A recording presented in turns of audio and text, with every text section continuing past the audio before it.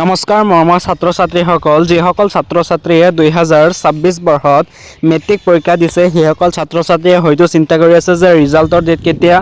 So আজিৰ ভিডিঅ'টোত মই ৰিজাল্টৰ ডেট কেতিয়া হ'ব আৰু গ্ৰেছ মাৰ্ক কিমান সেইবোৰ বিষয়ে এই ভিডিঅ'টোত আলোচনা কৰিম। বলা পলম নকৰাকৈ আজিৰ ভিডিঅ'টো আৰম্ভ কৰা হওক। পোন প্ৰথমে ৰিজাল্ট কেতিয়া দিব সেই বিষয়ে আলোচনা কৰোঁ আহোঁ।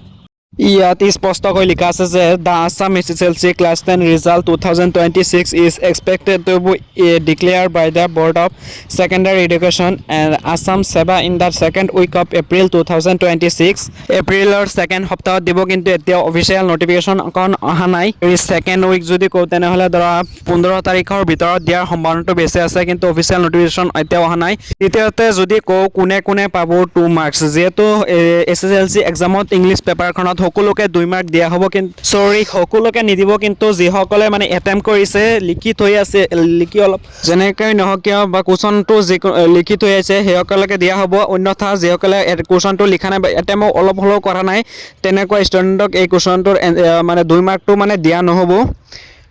সো এতিয়া যদি গ্ৰেছ মাৰ্কৰ কথা কওঁ তেনেহ'লে the board of secondary education Assam SEBA typically awards grace mark in the SSLC 2026 exam for the candidate failing short by a few marks in passing. Generally up to 3% to 5% grace mark may be awarded depending on the maximum marks especially for the student by 1 to 3 marks according to typically policies.